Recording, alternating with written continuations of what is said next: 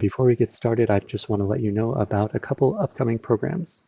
First, we have our 2025 Community Day Symposium, Awakening Mythic Wisdom for Individual and Community Renewal, with Robert Tyminski, Laura Monchot, and Diane Sherwood, all Jungian analysts. And if you're a regular listener to this podcast, you might remember a recent episode with Robert Tyminski. And so he's going to be joining us for our Community Day. It's on March 8th at Loyola University, and it will be recorded. So if you can't make it in person, you'll be able to purchase the video after it's been edited. Also, we have a short webinar series, Facing Uncertainty, a depth psychological perspective on manipulation and conspiracy theories during turbulent times, with Vlado Schultz, Jungian analyst, on February 27th and March 6th. For more information, visit our website, jungchicago.org. Thanks.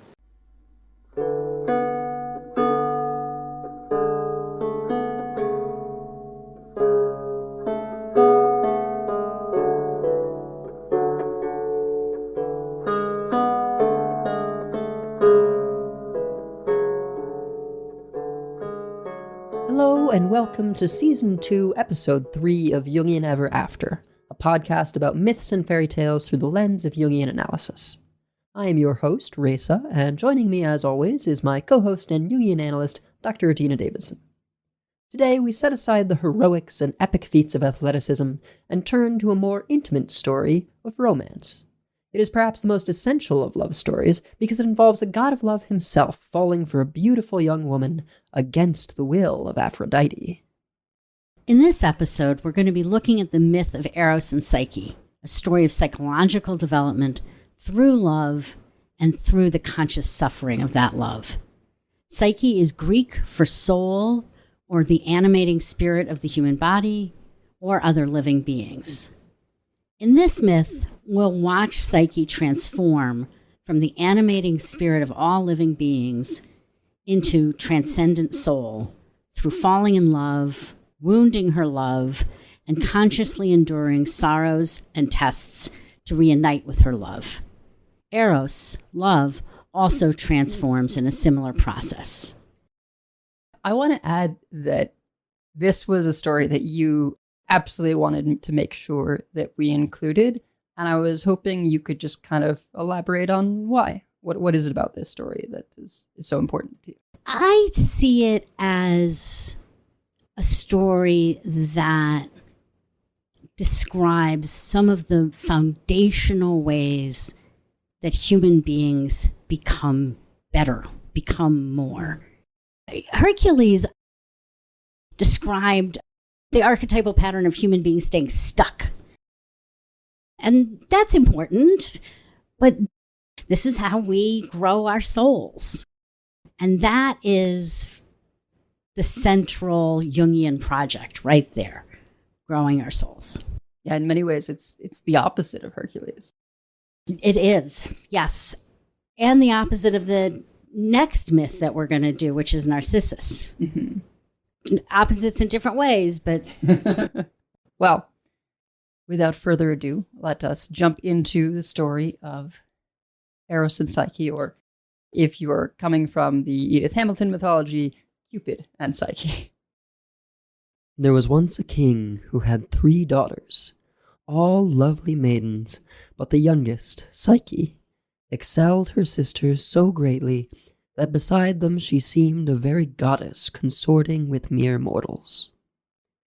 The fame of her surpassing beauty spread over the earth, and everywhere men journeyed to gaze upon her with wonder and adoration, to do her homage as though she were in truth one of the immortals.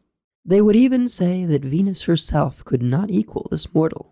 As they thronged in ever-growing numbers to worship her loveliness, no one any more gave a thought to Venus herself. Her temples were neglected, her altars foul with cold ashes, her favorite towns deserted and falling in ruins. All the honors once hers were now given to a mere girl destined some day to die. It may well be believed that the goddess would not put up with this treatment. As always, when she was in trouble, she turned for help to her son, that beautiful winged youth whom some call Cupid and others love, against whose arrows there is no defense, neither in heaven nor on earth. She told him her wrongs, and as always, he was ready to do her bidding. "Use your power," she said, "and make the hussy fall madly in love with the vilest and most despicable creature there is in the whole world." And so no doubt he would have done, if Venus had not first shown him Psyche, never thinking, in her jealous rage, what such beauty might do even to the god of love himself. As he looked upon her, it was as if he had shot one of his arrows into his own heart. He said nothing to his mother. Indeed, he had no power to utter a word, and Venus left him with the happy confidence that he would swiftly bring about Psyche's ruin. What happened, however, was not what she had counted on. Psyche did not fall in love with the horrible wretch. She did not fall in love at all. Still more strange, no one fell in love with her. Men were content to look and wonder and worship, and then pass on to marry someone else. Both her sisters, inexpressively inferior to her, were splendidly married, each to a king. Psyche, the all-beautiful, sat sad and solitary, only admired, never loved. It seemed that no man wanted her. This was, of course, most disturbing to her parents. Her father finally traveled to an oracle of Apollo to ask his advice on how to get her a good husband. The god answered him, but his words were terrible. Cupid had told him the whole story and had begged for his help. Accordingly, Apollo said that Psyche, dressed in deepest mourning, must be set on the summit of a rocky hill and left alone, and that there her destined husband, a fearful winged serpent, stronger than the gods themselves, would come to her and make her his wife. The misery of all when Psyche's father brought back this lamentable news can be imagined. They dressed the maiden as though for her death, and carried her to the hill with greater sorrowing than if it had been her tomb. But Psyche herself kept her courage. "You should have wept for me before," she told them, "because of the beauty that has drawn down upon me the jealousy of heaven. Now go, knowing that I am glad the end has come." They went in despairing grief, leaving the lovely helpless creature to meet her doom alone. And they shut themselves in their palace to mourn all their days for her. On the high hilltop in the darkness Psyche sat, waiting for she knew not what terror. There, as she wept and trembled, a soft breath of air came through the stillness to her, the gentle breathing of Zephyr, sweetest and mildest of winds. She felt it lift her up. She was floating away from the rocky hill and down until she lay upon a grassy meadow, soft as a bed and fragrant with flowers. It was so peaceful there. All her trouble left her, and she slept. She woke beside a bright river, and on its bank was a mansion stately and beautiful as though built for a god, with pillars of gold and walls of silver, and floors inlaid with precious stones. No sound was to be heard. The place seemed deserted, and Psyche drew near, awestruck at the sight of such splendor. As she hesitated on the threshold, voices sounded in her ear. She could see no one, but the words they spoke came clearly to her. The house was for her, they told her. She must enter without fear and bathe and refresh herself. Then a banquet table would be spread for her. "We are your servants," the voices said, "ready to do whatever you desire." The bath was the most delightful, the food the most delicious she had ever enjoyed. While she dined, sweet music breathed around her. A great choir seemed to sing to a harp, but she could only hear, not see them. Throughout the day, except for the strange companionship of the voices, she was alone, but in some inexplicable way, she felt sure that with the coming of the night, her husband would be with her, and so it happened. When she felt him beside her and heard his voice softly murmuring in her ear, All her fears left her. She knew without seeing him that there was no monster or shape of terror, but the lover and husband she had longed and waited for. This half-and-half companionship could not fully content her. Still, she was happy, and the time passed swiftly. One night, however, her dear though unseen husband spoke gravely to her, and warned her that danger in the shape of her two sisters was approaching. "They are coming to the hill where you disappeared, to weep for you," he said. "But you must not let them see you, or you will bring great sorrow upon me, and ruin to yourself." She promised him she would not, but all the next day she passed in weeping, thinking of her sisters and herself unable to comfort them. She was still in tears when her husband came, and even his caresses could not check them. At last he yielded sorrowfully to her great desire. "Do what you will," he said, "but you are seeking your own destruction." Then he warned her solemnly not to be persuaded by anyone to try to see him, on pain of being separated from him forever. Psyche cried out she would never do so. She would die 100 times over rather than live without him. "But give me this joy," she said, "to see my sisters." Sadly, he promised her that it should be so. The next morning the two came, brought down from the mountain by Zephyr. Happy and excited, Psyche was waiting for them. It was long before the three could speak to each other. Their joy was too great to be expressed except by tears and embraces. But when at last they entered the palace, and the elder sisters saw its surpassing treasures, when they sat at the rich banquet and heard the marvelous music, bitter envy took possession of them, and a devouring curiosity as to who was the lord of all this magnificence and their sister's husband. But Psyche kept faith. She told them only that he was a young man, away now on a hunting expedition. Then, filling their hands with gold and jewels, she had Zephyr bear them back to the hill. They went willingly enough, but their hearts were on fire with jealousy. All their own wealth and good fortune seemed to them as nothing compared with Psyche's, and their envious anger so worked in them that they came finally to plotting how to ruin her. That very night Psyche's husband warned her once more.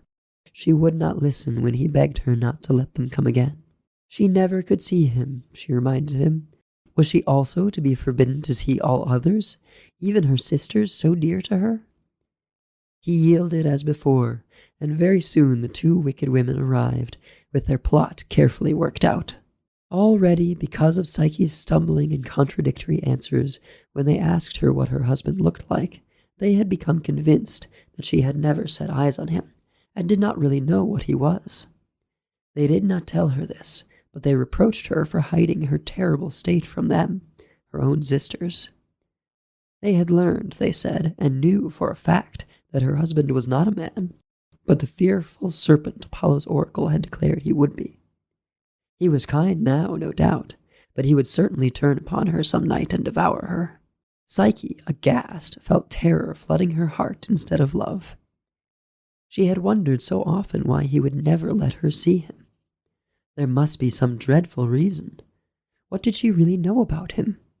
If he was not horrible to look at, then he was cruel to forbid her ever to behold him.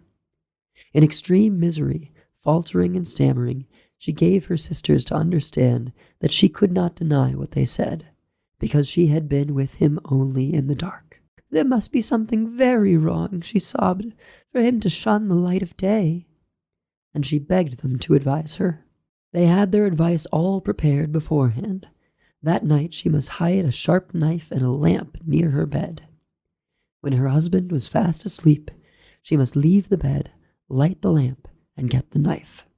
She must steel herself to plunge it swiftly into the body of the frightful being the light would certainly show her. "We will be near," they said, "and carry you away with us when he is dead." Then they left her torn by doubt and distracted with what to do. She loved him. He was her dear husband. No, he was a horrible serpent, and she loathed him. She would kill him. She would not. She must have certainty. She did not want certainty. So all day long her thoughts fought with each other. When evening came, however, She had given the struggle up. One thing she was determined to do. She would see him. When at last he lay sleeping quietly, she summoned all her courage and lit the lamp. She tiptoed to the bed, and holding the light high above her, she gazed at what lay there. Oh, the relief and the rapture that filled her heart! No monster was revealed, but the sweetest and fairest of all creatures, at whose sight the very lamp seemed to shine brighter. In her first shame at her folly and lack of faith, Psyche fell on her knees and would have plunged the knife into her own breast if it had not fallen from her trembling hands. But those same unsteady hands that saved her betrayed her too, for as she hung over him, ravished at the sight of him, and unable to deny herself the bliss of filling her eyes with his beauty, some hot oil fell from the lamp upon his shoulder. He started awake. He saw the light and knew her faithlessness, and without a word, he fled from her. She rushed out after him into the night. She could not see him, but she heard his voice speaking to her. He told her who he was, and sadly bade her farewell. "Love cannot live where there is no trust," he said, and flew away. The god of love, she thought. He was my husband, and I, wretch that I am, could not keep faith with him. Is he gone from me forever? At any rate, she told herself with rising courage, I can spend the rest of my life searching for him. If he has no more love left for me, at least I can show him how much I love him. And she started on her journey. She had no idea where to go. She knew only that she would never give up looking for him. He, meanwhile, had gone to his mother's chamber to have his wound cared for. But when Venus heard his story and learned that it was Psyche whom he had chosen, she left him angrily alone in his pain, and went forth to find the girl of whom he had made her still more jealous. Venus was determined to show Psyche what it meant to draw down the displeasure of a goddess. Poor Psyche, in her despairing wanderings, was trying to win the gods over to her side. She offered ardent prayers to them perpetually, but not one of them would do anything to make Venus their enemy. At last she perceived that there was no hope for her, either in heaven or on earth, and she took a desperate resolve. She would go straight to Venus. She would offer herself humbly to her as her servant, and try to soften her anger. And who knows, she thought, if he himself is not there in his mother's house? So she set forth to find the goddess who was looking everywhere for her. When she came into Venus's presence, the goddess laughed aloud and asked her scornfully if she was seeking a husband, since the one she had had would have nothing to do with her, because he had almost died of the burning wound she had given him. But really, she said, you are so plain and ill-favored a girl that you will never be able to get you a lover, except by the most diligent and painful service. I will therefore show my goodwill to you by training you in such ways.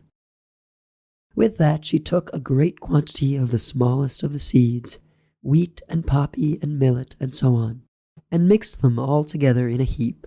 By nightfall these must all be sorted, she said. See to it for your own sake. And with that she departed. Psyche, left alone, sat still and stared at the heap. Her mind was all in a maze because of the cruelty of the command, and, indeed, it was of no use to start a task so manifestly impossible. But at this direful moment, she who had awakened no compassion in mortals or immortals, was pitied by the tiniest creatures of the field, the little ants, the swift runners. They cried to each other, Come, have mercy on this poor maid, and help her diligently. At once they came, waves of them, one after another, and they labored separating and dividing until what had been a confusing mass lay all ordered, every seed with its kind. This was what Venus found when she came back, and very angry she was to see it. Your work is by no means over, she said. Then she gave Psyche a crust of bread and bade her sleep on the ground, while she herself went off to her soft, fragrant couch. Surely, if she could keep the girl at hard labor and half starve her too, that hateful beauty of hers would soon be lost. Until then, she must see that her son was securely guarded in his chamber, where he was still suffering from his wound. Venus was pleased at the way matters were shaping. The next morning, she devised another task for Psyche. This time, a dangerous one. "Down there, near the river bank," she said, "where the brushes grow thick, are sheep with fleeces of gold. Go fetch me some of their shining wool." When the worn girl reached the gently flowing stream, a great longing seized her to throw herself into it and end all her pain and despair. But as she was bending over the water, she heard a little voice from near her feet, and looking down, saw that it came from a green reed. She must not drown herself, it said. Things were not as bad as that. The sheep were indeed very fierce, but if Psyche would wait until they came out of the bushes toward evening to rest beside the river, she could go into the thicket and find plenty of the golden wool hanging on the sharp briars. So spoke the kind and gentle reed, and Psyche, following the directions, was able to carry back to her cruel mistress a quantity of the shining fleece. Venus received it with an evil smile. "Someone helped you," she said sharply. "Never did you do this by yourself. However, I will give you an opportunity to prove that you really have the stout heart and the singular prudence you make such a show of. Do you see that black water which falls from the hill yonder? It is the source of the terrible river which is called the River Styx. You are to fill this flask from it." That was the worst task yet, as Psyche saw when she approached the waterfall. Only a winged creature could reach it, so steep and slimy were the rocks on all sides, and so fearful the onrush of the descending waters. But by this time it must be evident to all the readers of this story, as perhaps deep in her heart it had become evident to Psyche herself, that although each of her trials seemed impossibly hard, an excellent way out would always be provided for her. This time her savior was an eagle, who poised on his great wings beside her, seized the flask from her with his beak, and brought it back to her full of the black water. But Venus kept on. One cannot but accuse her of some stupidity. The only effect of all that had happened was to make her try again. She gave Psyche a box which she was to carry to the underworld and ask Proserpine to fill with some of her beauty. She was to tell her that Venus really needed it. She was so worn out from nursing her sick son. Obediently, as always, Psyche went forth to look for the road to Hades. She found her guide in a tower she passed. It gave her careful directions how to get to Proserpine's palace. First through a great hole in the earth, then down to the river of death, where she must give the ferryman, Charon, a penny to take her across. From there the road led straight to the palace. Cerberus, the three-headed dog, guarded the doors, but if she gave him a cake, he would be friendly and let her pass. All happened, of course, as the tower had foretold. Proserpine was willing to do Venus a service, and Psyche, greatly encouraged, bore back the box, returning far more quickly than she had gone down. Her next trial she brought upon herself, through her curiosity and still more her vanity. She felt that she must see what that beauty charm in the box was, and perhaps use a little of it herself. She knew quite as well as Venus did that her looks were not improved by what she had gone through, and always in her mind was the thought that she might suddenly meet Cupid. If only she could make herself more lovely for him. She was unable to resist the temptation. She opened the box. To her sharp disappointment, she saw nothing there. It seemed empty. Immediately, however, a deadly languor took possession of her, and she fell into a heavy sleep. At this juncture, the god of love himself stepped forward. Cupid was healed of his wound by now, and longing for Psyche. It is a difficult matter to keep love imprisoned. Venus had locked the door, but there were the windows. All Cupid had to do was to fly out and start looking for his wife. She was lying almost beside the palace, and he found her at once. In a moment he had wiped the sleep from her eyes and put it back into the box. Then, waking her with just a prick from one of his arrows, and scolding her a little for her curiosity, he bade her take Prosperine's box to his mother, and he assured her that all thereafter would be well.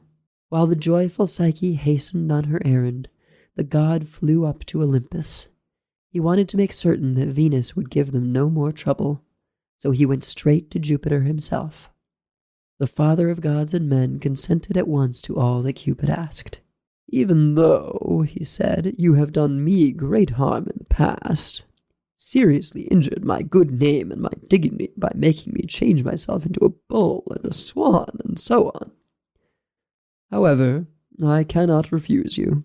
Then he called a full assembly of the gods and announced to all, including Venus, that Cupid and Psyche were formally married, and that he proposed to bestow immortality upon the bride. Mercury brought Psyche into the palace of the gods, and Jupiter himself gave her the ambrosia to taste, which made her immortal. This, of course, completely changed the situation. Venus could not object to a goddess for her daughter-in-law. The alliance had become eminently suitable. No doubt she reflected also that Psyche, living up in heaven with a husband and children to care for, could not be much on the earth to turn men's heads and interfere with her own worship. So all came to a most happy end. Love and the soul, for that is what Psyche means, had sought and, after sore trials, found each other, and that union could never be broken. Such a beautiful story. A lot of my research for this episode from a lovely book called Alchemy of the Soul, The Eros and Psyche Myth as a Guide to Transformation by Martin Lowenthal. Lowenthal says, "We often feel, if only we can find our true love, while somehow avoiding the oceanic feelings and forces that terrify us, we will in some way solve the central problem of our lives. We will feel whole." This quote really brings me back to being a teenager or a very young woman yearning for love in just this way. I felt like I could not be physically, emotionally, or spiritually whole without love. There was like a chasm in me. I have much of the same memories, especially in middle school. I mean, middle school is renowned as sort of a terrible time. People are going through puberty. You feel, terrible about your self-worth and all kinds of other things. There's just a lot of feelings all around. The nadir of life. Indeed. And I used to keep my laptop by the bed and watch these music videos of couples from anime or games and just fall asleep crying over my own loneliness. It was a thing at the time. People would take characters that they envisioned as couples from a show or games or whatever and put together a video to music of their choosing. Sort of like fan fiction, but a video. Yeah, pretty much. And yeah, I just would watch those and feel so sad over my own loneliness. I had a great family and everything, but I wanted romantic love. We get to a point in development where all of the other kinds of love aren't enough. And it's like Psyche, like our soul knows that we need a partner in a different way than we've had. And until we find that or we make peace with not having it, we're going to feel unwhole. And that's terrible. Lowenthal points out that as we age, we may try to avoid the extremes of love, fear, grief, anger, and passion. And we're liable to settle into a secure, comfortable routine. I think both of us probably are in long-term relationships that secure, comfortable routine would probably describe a lot of the relationship, right? I've been married 37 years. You've been married 7? Yeah, married 7 and then together dated for several before 300 that. or 400 years. Yeah. So what Lowenthal says about this is we mistake the loving nature of the universe for a cuddly, warm embrace, forgetting that it is more truly embodied in the ferocious challenges that compel us to grow into nature, relationships, community, and uncompromising sacred. Hearing that makes me feel like I age quickly or something. For a long time now, I've tried to avoid sort of extreme emotions. I remember hating when my parents raised their voices against each other, and I never wanted to have fights like that. I remember distinctly this one road trip where they were fighting, and I felt like their fighting made my sister cry, and I got really upset at them for it. So when I then was in my own relationships, or when I experienced hard things like the loss of my father when I was 15, I tried to really temper emotions because of the pain they could bring. But trying to contain emotions is, I think like trying to bottle a river, right? It's just impossible. I've been watching a show on Disney Plus, The Acolyte, which is in the Star Wars universe, and it's supposed to go into a little more of the dark side of the Force. But there's this Republic senator who calls the Jedi a delusional cult that claims to control the uncontrollable. And the person he's talking to replies, "We don't control the Force." And he says, "No, not the Force, your emotions." And that's just really embodies this whole thing for me, because you're just nothing if you don't have emotions. And so it's funny that this organization, the Jedi, that people love and think is very cool, and they're almost monk-like, but they supposedly have a handle on their emotions, and it's just not true. It's not possible, right? I think the analogy that you used, that it's like trying to bottle a river, is perfect. We can dam a river, we can divert a river, but we cannot change the amount of water there is, and eventually that water will find its path. I would argue that we can't control our emotions. We can control our behavior. We can control how we respond to our emotions. The myth of Eros and Psyche points to how profound love and insane challenges make up the ground of a fully lived life. Life will tend to hand us extremes, even if we try to avoid it. And it is through taking on the difficulties that we may come into our true nature. Deep encounters with Eros, the love that connects one human to another, inevitably leads to both pain and profound joy. This love can be between romantic life partners, it can be between parents and children, friends, comrades, even a general love of our communities. When we experience it honestly and authentically, and we don't try to bottle up our rivers, it's transformative. My wife and I have often commented since the birth of our daughter that we love her so much, and we can't even imagine the pain we would feel if we lost her.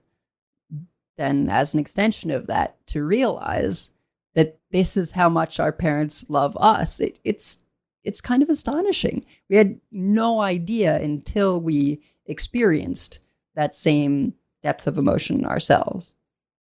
I think that's true for everybody, or everybody who has a child. The birth of a child opens up places in your heart that you didn't even know existed, let alone know that they were closed. Mm-hmm. Living a comfortable life insulates us from suffering, sort of, but also from the capacity to make meaning of that suffering. In this myth, Psyche moves from personal soul to sacred soul.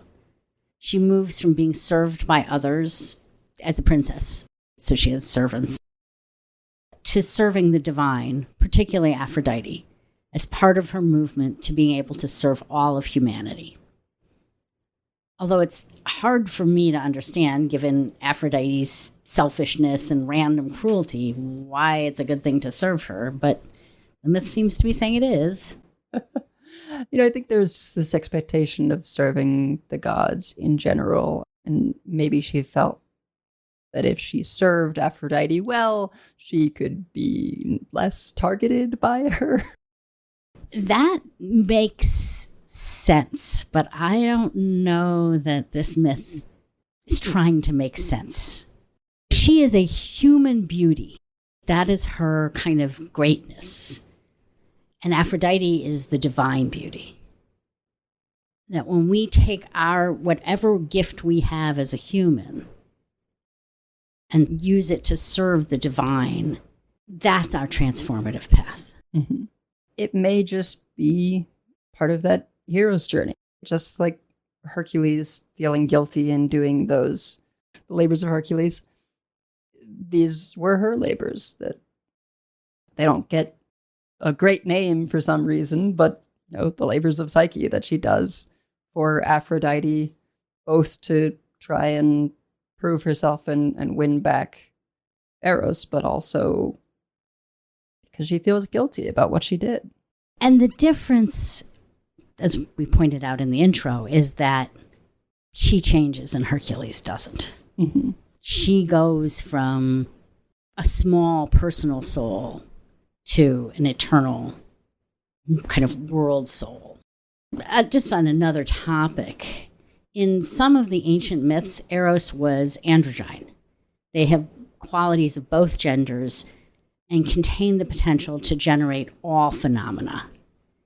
Eros was one of the first beings created. They were born out of a spirit egg laid by night in the heart of darkness. Eros hatched from this egg, double-sexed, four-headed, and with wings of gold, which is quite an image. Their birth set the universe in motion. Creation of the universe was an act of love. This echoes through the rest of time. Relationships to parents, siblings, spouses, friends are the fabric of our existence. Every one of these relationships carries the specific genetic pattern of Eros that connects them to their source. Eros ignites the heat at the center of the universe and in our own inner beings. I think some with that image of Eros might have believed it to be a monster, certainly. But I'm not sure we had that as part of our creation myth coverage earlier. Didn't seem to make the Edith Hamilton. But so I guess it's chaos creates night. Night creates love. And then love sparks the creation of the universe. Is that sort of where heaven and earth come in? Exactly. Before Eros, there's sort of this undifferentiated prima materia in alchemical terms. Primordial chaos In biblical terms, yes. And then somehow out of that primordial chaos of night creates love, and that creates differentiation. Night and day, earth and water. I'm doing the biblical creation myth, but and then that's where we enter in the Titans, right? Which is where our sort of creation myth that we covered. Exactly.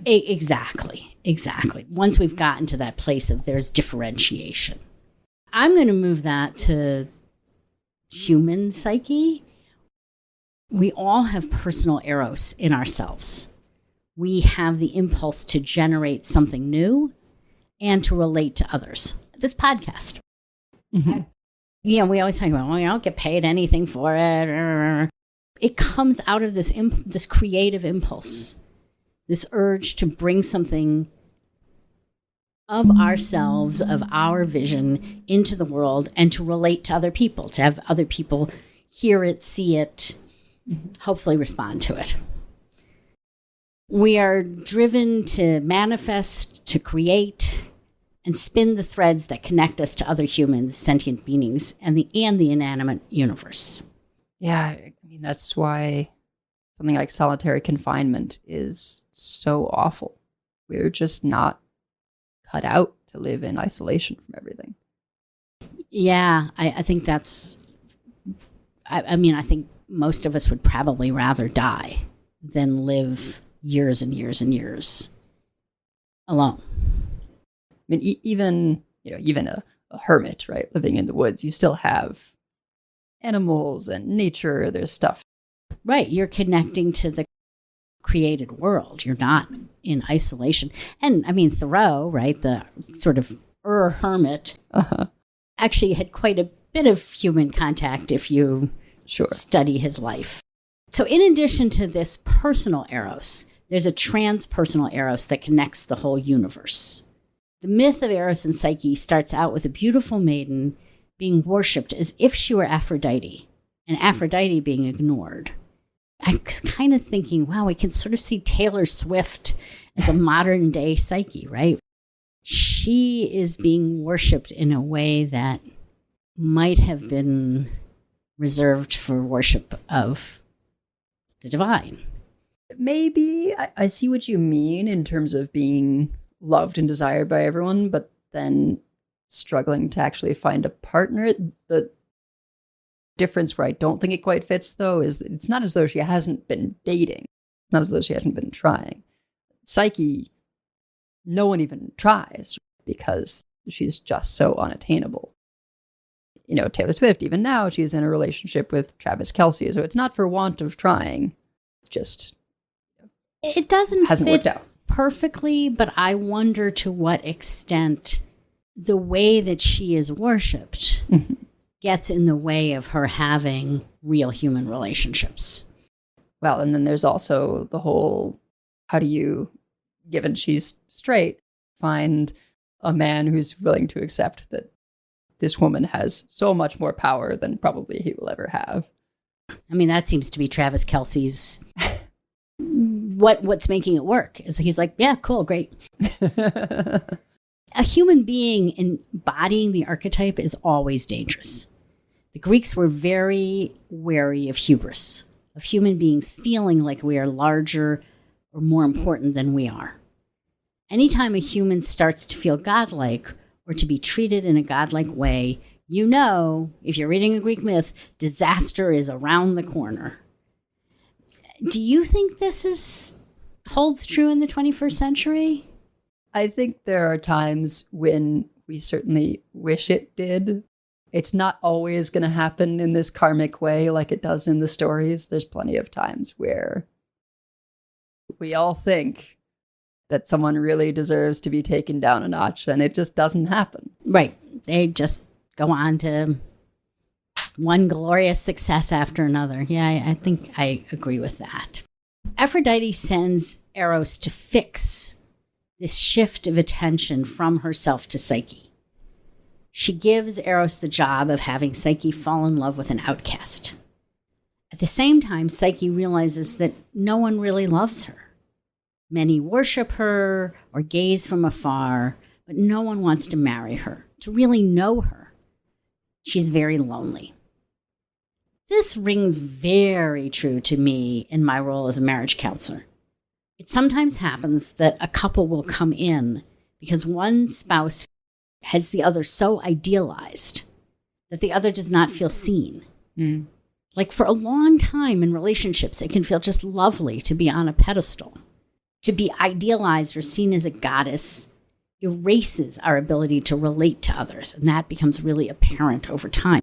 You see me as this perfect being, but you're not seeing me as Herb, the ordinary guy. And we really want to be related to and to relate to others as fully human, as our ordinary, unique, individual selves. And so to be put on a pedestal becomes intolerably lonely. I wonder how often is it the one being put on a pedestal feels the most troubled, or versus the one doing that feeling like they're unworthy. right? That's causing the trouble. I feel like it can go either way. And sometimes I think it goes both. May not even realize they're being put on a pedestal. I think at the beginning of a relationship, neither partner realizes they're doing this. Mm-hmm. Neither partner sees the one who's on the pedestal as like, oh, I am being loved. I am being treated so well. The one who is putting on a pedestal, the pedestal putter, it feels like, I've finally found the perfect man, woman, non-binary person. I finally found the perfect one for me. Mm-hmm. And all I have to do is adore them. Mm-hmm. And that feels great to everybody until, like, it doesn't anymore, until our ordinary humanness needs to come out. And the pedestal putter is irritated at the flaws of the pedestal and the one on the pedestal is lonely and unseen. And there's no real relationship. Oh, and the pedestal putter starts to feel one down and shame and all of that, which is inevitable if you are adoring somebody. To bring it back to the story, I mean, there's definitely this unequal footing between Eros and Psyche beyond that of deity and mortal. I mean, she doesn't know that he's a deity, right? But just in that he has seen her but will not allow the reverse. From the story, I have to wonder where this rule of blind faith even came from. Was it something that Apollo instituted for his aid? I mean, my sort of read was that the palace and bringing her up was because Eros came to Apollo for help. So was that his help? I don't know. Or was it just a rule of Eros's as the god of love? I have no idea the answer to it. I have no idea. I would say that for there to be real mature love, we need to truly see the other. So if this is a story about transformation and growth, it's starting off in a place where the conditions are one cannot see the other. Once Psyche sees Eros, she is assigned impossible seeming tasks by Aphrodite. She must sort seeds and grains, by the way, very much like Cinderella. And also like Cinderella, she's helped by tiny, unexpected helpers, in this case, ants. According to Jungian analyst James Hillman, insects are symbols of psychic energy. Small helpers come from unknown, unexpected places in Psyche. She also gets help with getting the fleece from the golden rams and help from Zeus's eagle to get water from the river that feeds the river Styx. These helpers solve problems that Psyche could not solve by herself. Again, this is often true in my psychoanalytic practice. People will come to me with a seemingly intractable problem. For example, I don't have the courage to leave this terrible situation, maybe a terrible work situation or a terrible marriage, and there's nothing that I can do. I will say to that analysand, you're right. There's nothing you can do right now except stay conscious of the truth. Tell yourself the truth, tell me the truth, even if you can't tell anyone else yet. Eventually, if you stay conscious, Psyche will offer you something unexpected and from an unknown place inside of you. You will have internal strength or wisdom that you cannot force. It just comes. Not exactly the same because it's not dealing with, big relationship or emotional problems. But for me, what I think of the most is just sometimes working on a hard puzzle.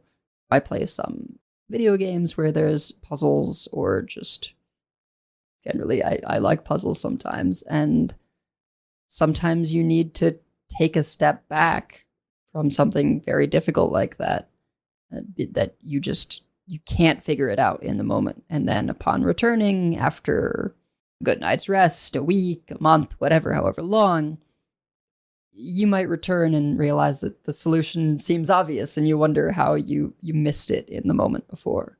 I think that's a perfect example of what I'm talking about. It's very funny to me, the difference between a feeling type, me, and a thinking type.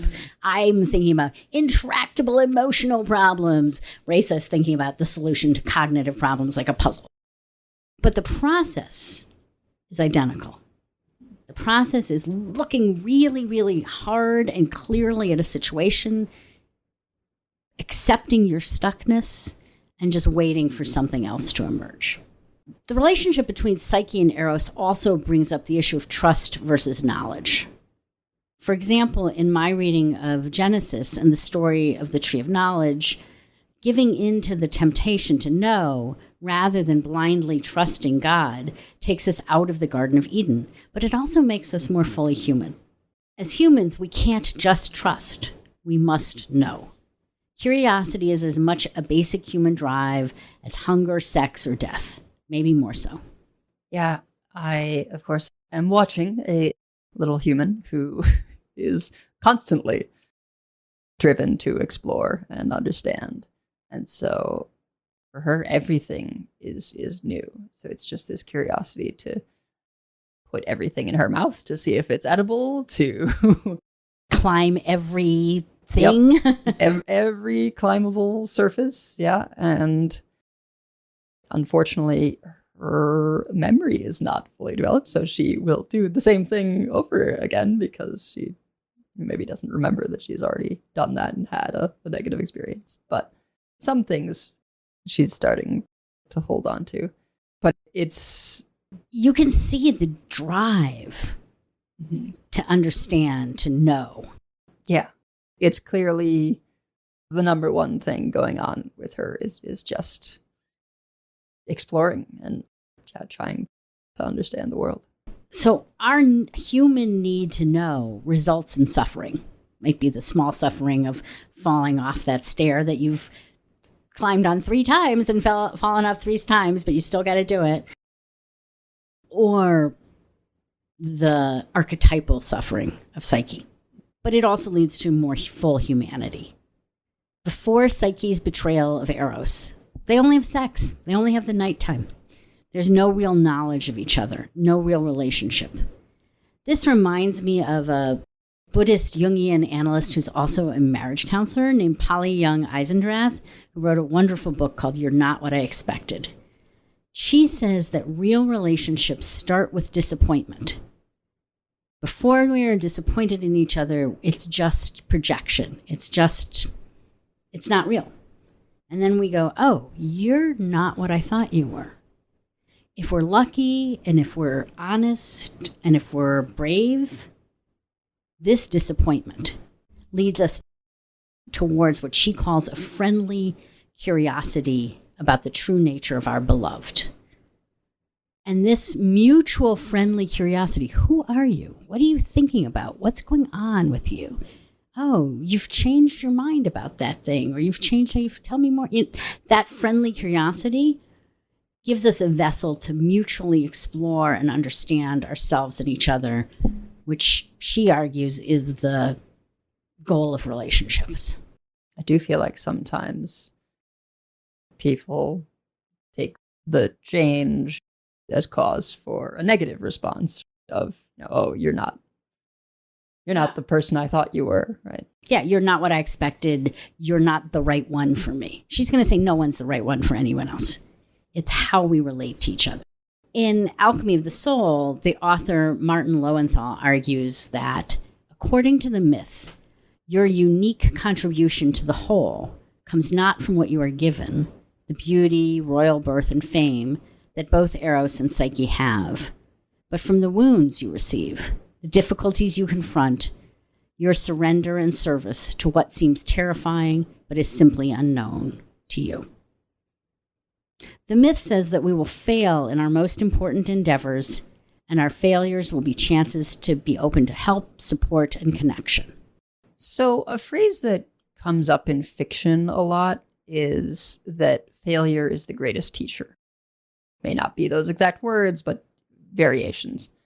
And if you always succeed, you may learn a few things along the way. But it's failure that makes us sit with ourselves and analyze what went wrong to prevent experiencing that failure again. And we tend to fail in our most important endeavors because they're often the hardest ones. So it may take some failure and persistence to finally achieve the desired outcome. I think that's a very human living out of this myth. There's also this, just throwing it out there to our listeners, there's this very strange and puzzling section of this myth. It's the oracle scene. The oracle is the Pythia at Delphi. She is Apollo's oracle, voice of truth. But in the myth, she listens to Aphrodite, not Apollo, and her prophecy is wrong. Raisa and I are both stumped by this. So if you listeners have any ideas or interpretations or senses of what this might be symbolic of, let us know. Maybe put something in the Discord. We'd love to hear some interpretation of this strange moment in mythology. Yeah, it was just one of these things that we both looked at it, read it, and we're like, what is going on here? Because we usually experience the oracles as they make these prophecies and they're self-fulfilling. It's almost because the person has heard this thing, they go and make it happen. They might try to avoid it, but it's gonna happen. But in this, it just seems like they're being used as a tool. This isn't... They're not an oracle. They're whatever, a false prophet. Or we don't know. Yeah.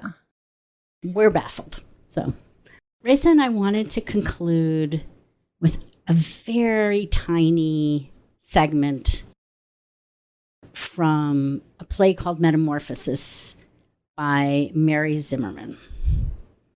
Yeah, this is near and dear to me and my wife because we were actually in this play when our high school decided to do it in our senior year, which was a bold undertaking because it involves a set piece that is basically a little pool of water that you have to build on the stage and, constantly keep at the right level and clean up after and stuff. So very, very cool to get to experience as one of the characters. And then later, I forget if it was for an anniversary or something, but we went and saw it performed at the Looking Glass Theater in Chicago, which I might be wrong on this, but I think was where it was first performed. I think so too. So, but this is from the Eros and Psyche section of Metamorphosis. The soul wanders in the dark until it finds love. And so, wherever our love goes, there we find our soul. It always happens? If we're lucky, and if we let ourselves be blind. Instead of watching out? Instead of always watching out. So that's going to do it for today's episode. Our intro-outro music is a sample of Seculos' Epitaph with the Lyre of Apollo by Lina Palera under an attribution non-commercial Share-alike 3.0 international license. You can find the full version at freemusicarchive.org, link in the description. And if you like what you've been hearing, please leave us a 5-star review on Spotify, Apple Podcasts, or your podcast feed of choice, as it always helps other people find the show. The show will always be free and available to all, but if you would like to monetarily support the show, you can do so at ko-fi.com/JungianEverAfter. Also, Dr. Adina Davidson is a certified Jungian analyst who offers telesessions. You can find out more about her practice at adinadavidson.com or her Psychology Today profile. We'll be with you again next time, but until then, we hope your days are filled with exploring the worlds of imagination and storytelling.